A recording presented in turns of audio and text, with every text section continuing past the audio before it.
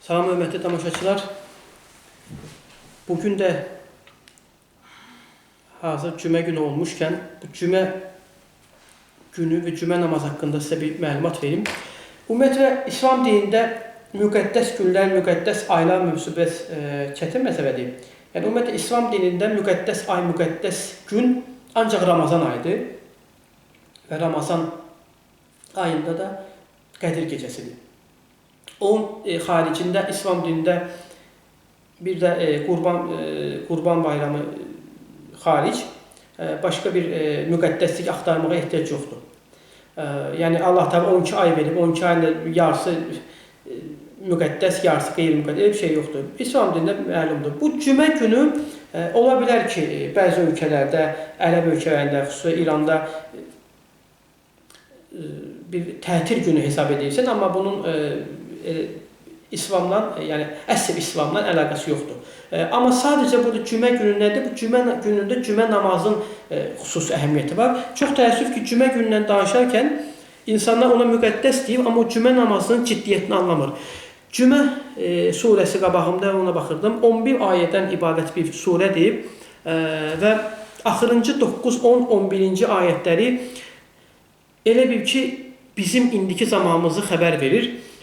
İnsanlara bir balaca yol göstərir, amma çox təəssüf ki, millətimiz cümə namazına getmir. Cümə gününü müqəddəs hesab edib, amma cümə namazının nə olduğunu bilmir və onu ciddiyyətə almır. Ya eyyuhəl-ləzin əmənu izə nudiyə lis-səlati min yevmil cüm'əti deyə adı başlayır. Deyir ki, ey iman edənlər, cümə namazına çağırıldığınız zaman ticarətinizi, alış-verişinizi, al-verinizi, ofisdəki işlərinizi, nə bilim, pul saymağınızı, nə bilim, necə deyirlər, konferans verməyinizi, nə istəyirsiniz deyin. Belə loğu dildə deyəm, hər kəs üçün bir kənara qoyun. Cümə namazına tələsin. Allahın adının çəkildiyi yerə tələsin. Baxın, məna budur. Bu birbaşa əmirdir. Yəni, cümə əmirdir insanlara. Amma çox təəssüf ki, insanlarımız elə bir ki, heç bir reaksiya bir şey yoxdur, elə bir bu ciddiyyətli bir şeydir. Bu hamısı o birisi dünya təbii, o birisi dünyaya inanan insanlar üçün qəbul olacaq.